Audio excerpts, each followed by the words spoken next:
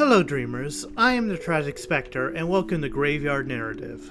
Today's topic is stories that take place not within physical worlds, but in worlds within the mind. From being stuck in your own head, fighting your inner demons, to entering others to see their true colors. This kind of storytelling can be quite interesting. Today, let's see what's already out there, and what future possibilities are still yet to be. Without further ado, let us commence. I think it would be fair to start this discussion with the game that inspired this topic in the first place, Psychonauts. Psychonauts is about a camp for psychic kids with many powers, one of the most prominent being entering people's minds with a small door called psycho portals to train them to be psychonauts. The main character Raz enters several people's minds that take the form of worlds that are a reflection of the person's inner self, their positives and their negatives. Throughout the second part of the game, Raz has used the Psycho Portal to help individuals recover from their personal demons, including the main antagonist, Oleander. That is a very responsible use of that kind of power, but with a concept like that, it makes one wonder, what else can be done in a person's inner world? Here's what I came up with: information gathering, rewriting, and destroying. The first story is about an organization that collects information from others via entering their minds via machine. Similar to Inception, but instead of being in a dream, the target is wide awake. When an agent enters a target's mindscape, they must remain vigilant and remain inconspicuous when gathering the information they need from the target. If the target's subconscious catches the agent, well, let's just say the consequences are vast. This idea has already been used to an extent already, but how about an application that can be quite terrifying? Instead of collecting information or helping the recipient, what if you can restructure the mind into something else, something convenient to you?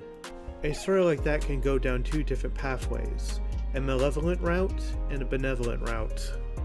The malevolent route would be about a psychic that enters people's mindscapes and reshape it to a configuration where the victim obeys them. This would be more effective than any hypnosis or mind control, since the victim's mind is literally rewritten. And the benevolent route would be about a psychic that tries to help those who have been rewritten to return them back to normal as much as possible. The two routes can also be in one story, where the two psychics are sides of the same coin, one who hurts and one who heals. The thought of having one mind being rewritten is horrifying, but maybe not as horrifying as the concept of having your mind slowly destroyed. Something similar was done in Persona 5 with mental shutdowns, a condition that happens when someone's shadow is destroyed, resulting in the person's brain shutting down. But in my story, instead of the brain shutting down in one go, the brain is destroyed over the course of several days. The main character, who is an assassin, is hired by individuals who want their targets to suffer a fate worse than death. He uses a device to enter victims' mindscapes and destroy parts of it over time. During this time, the victim will suffer conditions similar to dementia until there is nothing left, leaving them in a vegetative state. At least with other assassins, the process is almost instantaneous, but this is horrifying, as you are slowly being erased, and there's nothing you can do to stop it. You can do good things and many horrible things to a person's mind by entering into them. But what about stories where you're trapped in your own mind? The two games that come to mind, pun unintended, are Alice Madness Return and Cry of Fear. Alice Madness Return is a dark retelling of Alice in Wonderland, where after her family's death, Alice loses her grasp on reality as she slips between reality and illusion. Cry of Fear is about Simon, a mentally disturbed individual who is trapped in a nightmare of his own making, where the monsters are reflections of his life and trauma. The stories I made for this segment are not the most imaginative, but they get the job done for this video. Michael always lets his imagination get the best of him, but they were always positive and heartwarming.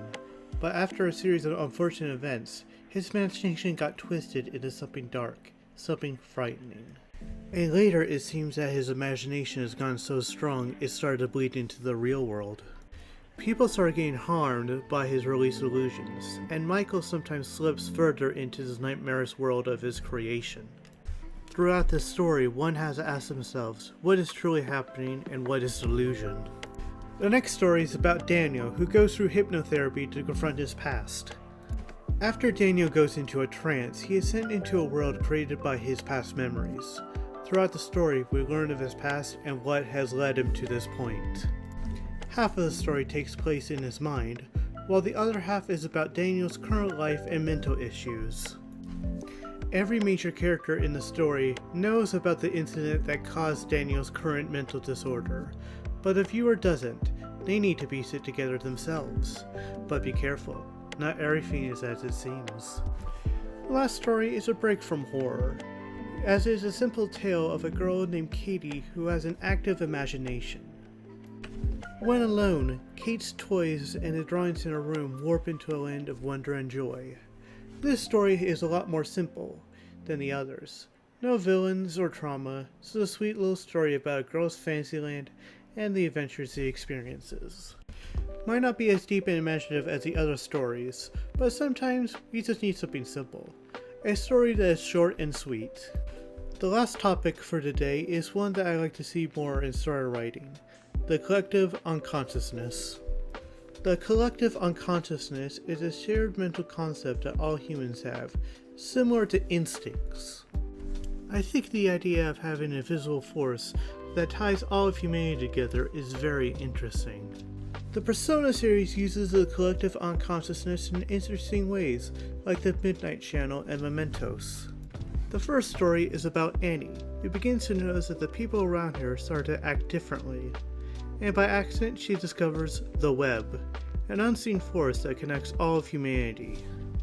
She also discovers a hidden society, similar to the Illuminati, that manipulates the web to control people, leading to conflict for the sake of their entertainment.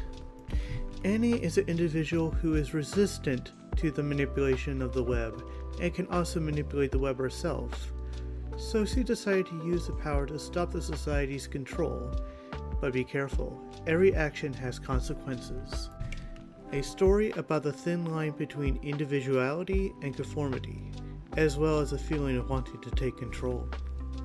The next story is about Samuel, a scientist who built a machine that should theoretically let him explore the world within dreams. When he awakens, he does not find himself in the dream world, but in a large glowing sphere filled with an incomprehensible number of small floating lights. When Samuel focuses on one of these lights long enough, he finds himself somewhere else, a world that is the recreation of a person's memories. It is revealed that each light represents the consciousness and memories of a human that has passed away, albeit dormant, a true collective unconsciousness. The story continues with Samuel reliving the memories of people of different eras with different levels of status. It would definitely be interesting seeing these ancient civilizations through the perspective of a normal civilian, rather than a king or religious figure. The last story for today is about Jack, a psychic who can jump from one mindscape to another. When he enters a mind, he can travel to another if that person has a connection towards the former. And as Jack enters more minds, the more connections are made, creating a large network of interconnecting minds. It might seem that this is a complete breach of privacy, but it gets much worse, as the minds of the network can be influenced by him, and the influence grows stronger with every new mind. A power like that is a great tool for a cult leader like Jack who wants world domination. Continue collecting minds, influence the masses, get to the point where no one can stand in your way as you rise to the top. The collective unconsciousness can be quite fun and interesting when you add supernatural elements to the mix. The last thing I want to talk about is the game currently being played, Pheromonium. Pheromonium takes place within the mind of a kid named Max. You play as an unpleasant memory taking the form of a clown. The goal of this game is to become a true phobia by destroying other fears. Near the end of the game, it is revealed that you turned into something else, but that is a secret for you to find out. Stories taking place within the mind can be as diverse as people, so just don't have it be your last minute plot twist. Those suck. Have fun and think outside the mindscape.